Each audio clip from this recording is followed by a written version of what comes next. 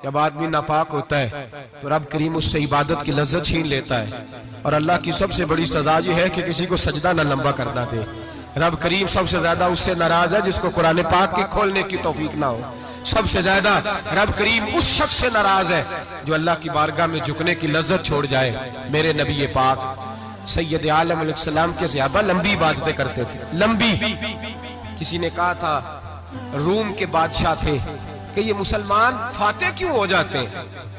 तो उसने कहा मैंने मौला अली के जमाने में जासूसी कराई थी, पता किया था कि हर मैदान में कामयाब क्यों होते हैं। तो कहते मैंने देखा ये दिन के मुजाहिद होते हैं पर रात के आबिद होते हैं, सारी रात इबादतें करते हैं। फरमाया रात को जब अपने रब को राजी कर लेते हैं तो सवेरे खुदाई ताकतें इनके साथ हो जाती हैं। हम कहते हैं हमारी चालाकी से कामयाबी होगी, हम बड़े तेज हैं, हमारी हिकमत अमली से कामयाबी, सियासत से कामयाबी। जब तक अल्लाह तेरा साथ नहीं देता तू कदम नहीं उठा सकता। जब रब करीम तेरी मदद नहीं फरमाता तू अमीर घड़ों में गिर जाता, तू अपनी चालाकी के अंदर ही मर जाता है घुट के। मेरे भाई जब तेरे अंदर लज्जत होती है, सलाहुद्दीन अय्यूबी, सब बोलिए रहमतुल्लाह ताला, हजरत सलाहुद्दीन अय्यूबी बहुत बड़ा सूफी, बहुत बड़ा मुजाहिद, बहुत बड़ा दलेर। लेकिन कमाल यह था कि मेरे गौसे आजम के मदरसे से तालीम पाई थी। इल्म, रूहानियत, तकवा, परहेजगारी शेख अब्दुल कादिर जिलानी के इदारे से सीखा था। सलेबी जंगें हो रही थी, ईसाइयों के साथ लड़ाई हो रही थी। सलाहुद्दीन अय्यूबी बड़े परेशान थे, बड़ी अजियत में थे, बड़ी तकलीफ में थे। ऐ अल्लाह क्या बने। अचानक पता चला कि एक बहरी बेड़ा आ रहा है ईसाइयों का और उसके अंदर तलवारें हैं, नेज़े हैं, बड़ा कुछ है। सलाहुद्दीन अय्यूबी परेशान हो गए, कहने लगे पहले ही मुसलमानों के पास असला कम था, पहले ही परेशानी थी, अब और आ रहा है सामान, कैसे काम चले। परेशान हुए, मीटिंग नहीं बुलाई, काबीना का इजलास नहीं बुलाया, सियासी हिकमत अमली नहीं बदली, मस्जिद अक्सा में चले गए, सारी रात रो के गुजारे। ऐ अल्लाह मैं अपने लिए नहीं आया, तेरे रसूल के दीन के लिए आया।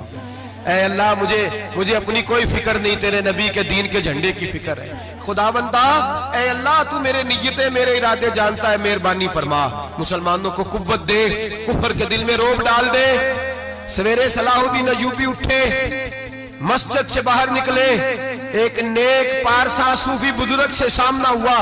सलाहुद्दीन अय्यूबी कहने लगे हुजूर दुआ करना, दुश्मन का बहरी बेड़ा आ रहा असला लेके, मेहरबानी करो, दुआ करो, बहरी बेड़ा आ रहा है, मुसलमानों को अल्लाह कामयाबी दे दे। बाबा जी कहने लगे अल्लाहु अकबर, वो तो बेड़ा गर्क हो गया है, वो तो बेड़ा गर्क हो गया है, वो तो डूब गया है। अल्लाहु अकबर, वो तो डूब गया है। अल्लाहु अकबर, वो तो तबाह हो गया। अल्लाहु अकबर, वो तो नेस्तो नाबूद हो गया। अल्लाहु अकबर, वो तो खत्म हो गया। सलाहुद्दीन अय्यूबी कहने लगे बाबा कुछ मुझे भी बता दे, कहाँ डूब गया है, कहाँ गर्क हो गया है, कहाँ तबाह हो गया है। तो बाबे ने पलट के देखा, कहने लगा दादा बोला ना बन, सारी रात मस्जिद में आंसू बहाता रहा है, सारी रात तू रोता रहा है, सारी रात तू रब को मनाता रहा है। वो दुश्मन का बहरी बेड़ा तेरे आंसुओं में गर्क हो गया है, वो तेरे आंसुओं में डूब गया है, रब करीम ने तबाह कर दिया है। फरमाया तू नेक है, तेरी सोच साफ है, तो अल्लाह ने तेरी मदद करने का फैसला फरमाया है। तेरे आंसुओं में डूब गया। ओ भाई हमें दुआ की लज्जत नहीं रही, कसम अल्लाह की दुआ की लज्जत नहीं रही। हम सजदों में रोते नहीं, हमारा वो कैफ बुक छीन के ले गया है। माएँ बेटियों के लिए रोया करती थी, बाप बेटों के लिए रब की बारगाह में रोया करते थे। रोज नमाजें होती थी, रोज नफल होते थे। मुसीबत में भी अब याद खुदा हमको नहीं आती, दुआ मुंह से न निकली, जेबों से अर्जियां निकली, लज्जत आहुजारी। मेरे नबी पाक सल्लल्लाहु अलैहि वसल्लम ने फरमाया मेरा मुसलमान कभी मगलूब नहीं होगा, काफिर इस पर कभी गालिब नहीं आएगा। हुजूर क्यों? फरमाया इसलिए कि काब मुसलमान के पास वो हथियार है जो काफिर के पास कोई नहीं, मुसलमान के पास वो हथियार है जो काफिर के पास नहीं, वो वाला असला है जो काफिर को मुयस्सर नहीं। या रसूल अल्लाह सल्लल्लाहु अलैहि वसल्लम वो कौन सा असला है? तो हुजूर ने फरमाया अद्दुआ सलाहुल मोमिन, दुआ मोमिन का हथियार है जो काफिर के पास नहीं होता। जब ये सजदे में जाके हाथ उठा के दुआ मांगता है तो फरमाया फिर अल्लाह इसे वो वाला हथियार देता है कि हर मैदान में कामयाबी। आज लोग तावीज लेने आते हैं, दम कराने आते हैं, ये नहीं सोचते कि कई जमाने से मैं नमाज नहीं पढ़ रहा, ये नहीं सोचते कितना वक्त गुजर गया मैं अल्लाह की बारगाह में झुक नहीं रहा। और आप अगर उनसे कहे ना जाओ घर जाके सूरह बकरा पढ़ो तो कहते नहीं दम करे। हमने तो उन पीरों को देखा है जो फूंक मारते हैं तो काम ठीक हो जाता है। ओ भाई जा जाके सूरत बकरा पढ़, तेरे घर से सारा कुछ निकल जाएगा। मेरे नबी पाक ने फरमाया जहां सूरत बकरा पढ़ी जाए वहां से तो शैतान भी भाग जाता है। तो हुजूर के वादे पे यकीन कर। घर में गुर्बत है, परेशानी है तो जा जाके सूरत वाक़िया पढ़।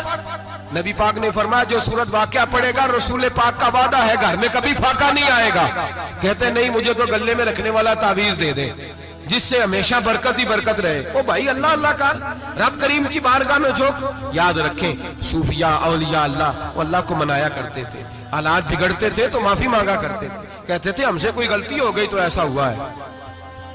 एक कौल है हजरत अब्दुल्ला बिन मुबारक का, अगर आपको याद हो गया तो बहुत सारा वक्त आपका ये कौल हो सकता है आपको कई चीजों की इस्लाह का मौका दे दे।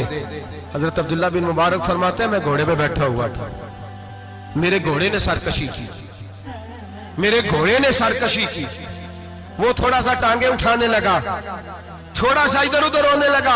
हजरत अब्दुल्ला बिन मुबारक फरमाते हैं मेरा घोड़ा मेरी बात नहीं मानता था, मेरे मुरीद मेरे शागिर्द साथ थे। मुरीद कहते हैं हजरत फौरन घोड़े से उतरे और उतर करके फौरन अल्लाह की बारगाह में झुक गए, नमाज पढ़ी, नफल पढ़े, रोने लगे, इस्तिग़फ़ार पढ़ने लगे। थोड़ी ही देर के बाद दोबारा घोड़े पे बैठ गए। वो घोड़ा बिल्कुल सही हो गया, ताबेदारी करने लगा, फर्मा बरदारी। हजरत सफर पे जाने लगे तो मुरीदों शागिर्दों ने पकड़ लिया, कहा हुजूर बतलाइए हुआ क्या। आप फरमाने लगे मेरी जिंदगी का तजर्बा है, मेरे जानवरों से, मेरे शागिर्दों में से, मेरे मुरीदों में से, मेरे बच्चों में से जब कोई मेरी नाफरमानी करता है तो मुझे पता चल जाता है। सुन ले सुन ले, मेरे शागिर्दों में से, मुरीदों में से और मेरे बच्चों में से, मेरे बच्चों में से बोल के बताओ, मेरे नाम लीजिए मेरे। वो भाई जो रोज कहते हो ना पता नहीं क्या हो गया, सुनो। हजरत अब्दुल्ला बिन मुबारक फरमाते हैं मेरे शागिर्दों में से, मुरीदों में से, बच्चों में से जब कोई मेरी नाफरमानी करता है, हत्ता के मेरे घर के जानवरों में से भी अगर कोई मेरी नाफरमानी करता है तो मुझे समझ आ जाती है आज कहीं ना कहीं मुझसे मेरे रब की नाफरमानी हो गई है, आज कहीं मैंने अल्लाह की नाफरमानी कर ली है, जो मेरी नाफरमानी हो रही है। आप फरमाते हैं मैं फौरन तौबा करता हूँ, फौरन माफी मांगता हूँ। जब मैं अल्लाह से सुलह कर लेता हूँ तो सारे मेरे फरमाबरदार हो जाते हैं। फरमाते ये घोड़ा सरकशी कर रहा था, ये घोड़ा सरकशी कर रहा था, मैं समझ गया आज मैंने कहीं अपने रब की नाफरमानी कर ली है, आज मुझसे कोई गुनाह हो गया, कोई गलती हो गई, मैंने माफी मांगी है तो देखो मेरा घोड़ा मेरा फरमाबरदार हो गया है। मेरे भाई एलानिया जुल्म करना, एलानिया गुनाह करना, एलानिया अल्लाह को नाराज करना, रोज की बुनियादों पर जुल्म करना।